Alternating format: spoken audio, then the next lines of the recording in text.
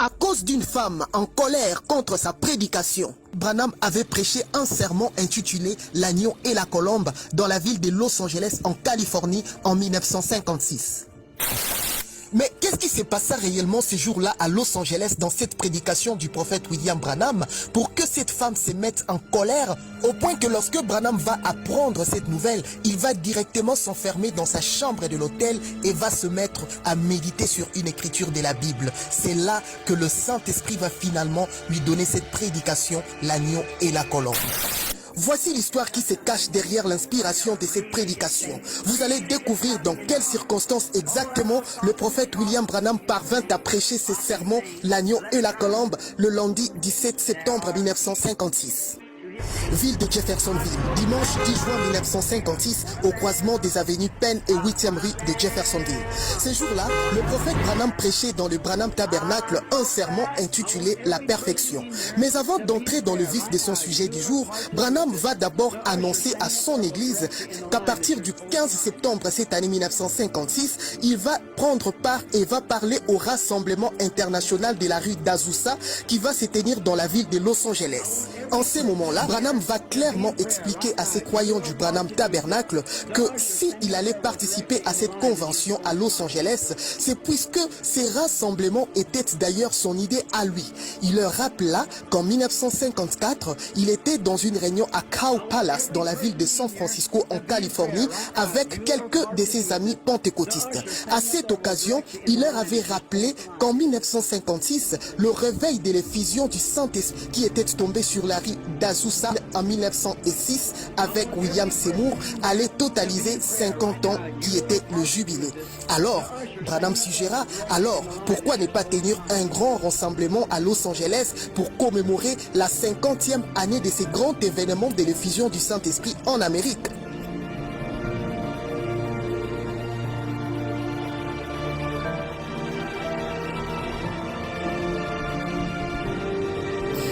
Les pentecôtistes avaient beaucoup apprécié cette idée de Branham.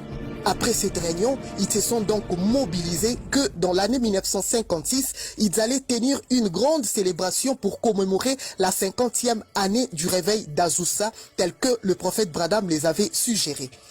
En cette année 1956, l'année du jubilé de la rue d'Azusa, le lieu choisi pour cette célébration fut le plus grand temple pentecôtiste de l'époque en Amérique, le Angelus Temple de Los Angeles, un bâtiment qui fut construit par la prédicatrice Aimee McPherson vers les années 20.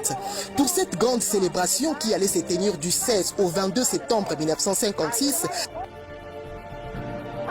deux principaux orateurs furent choisis, le prophète William Branham ainsi que l'évangéliste pentecôtiste Oral Roberts.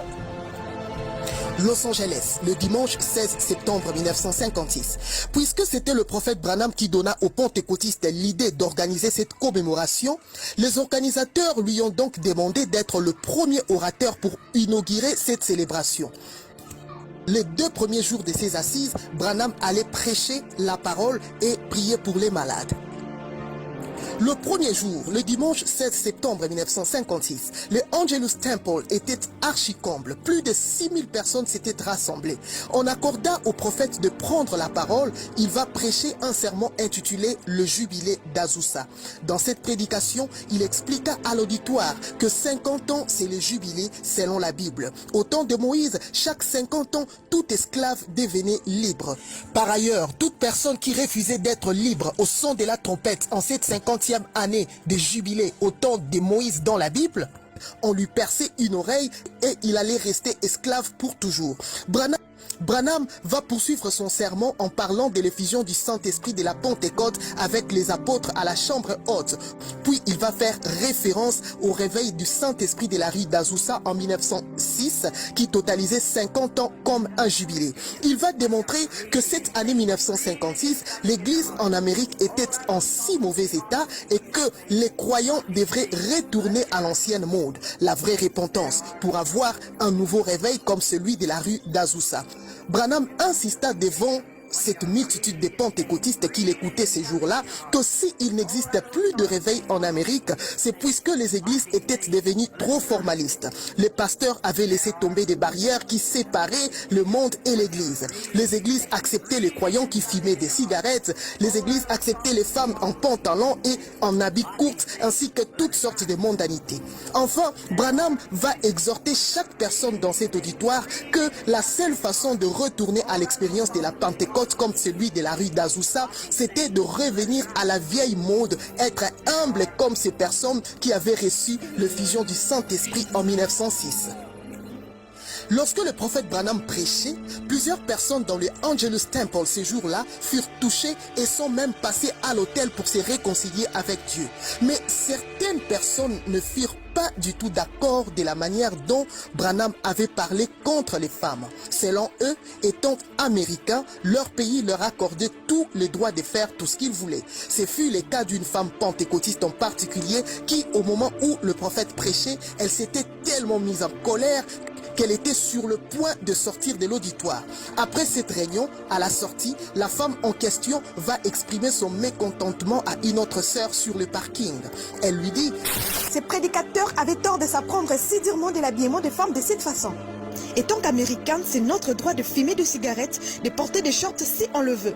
Si la porte de sortie de ce temple était près de là où j'étais assise, je serais sortie en courant.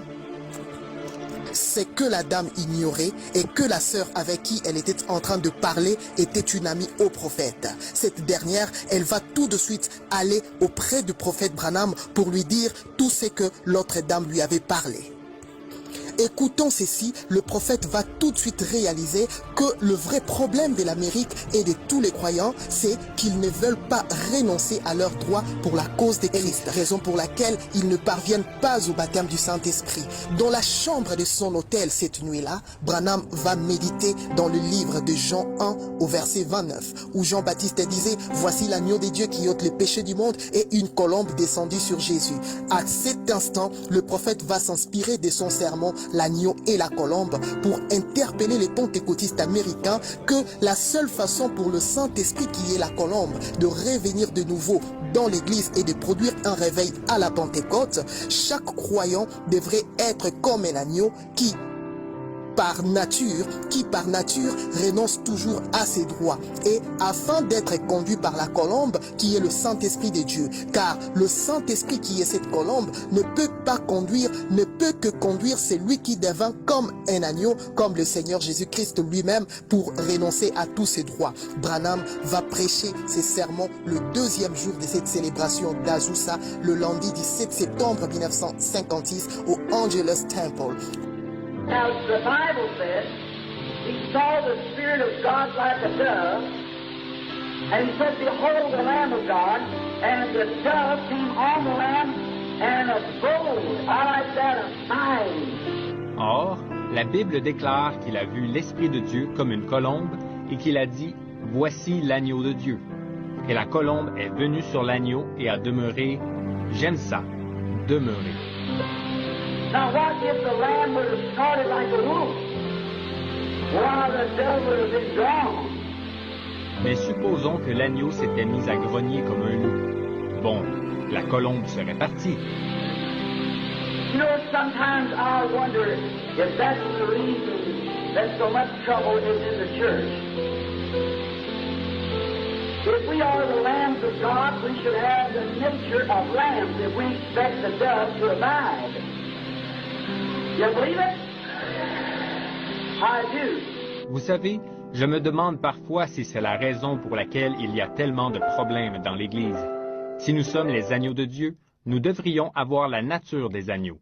En effet, si nous voulons que la colombe demeure. Le croyez-vous? Moi, je le crois. Now, if we'll watch the dove, the reason it stayed on the lamb because her nature was the same. And the reason that the dove stays on the Christian, he'll stay there as long as he's a lamb. Or, si nous observons la colombe, la raison pour laquelle elle est restée sur l'agneau, c'est parce que leur nature était la même. Et la raison pour laquelle la colombe reste sur le chrétien, elle reste sur lui tant qu'il est un agneau. But when he takes a different nature, the dove will take its place. Mais, Du moment qu'il prend une nature différente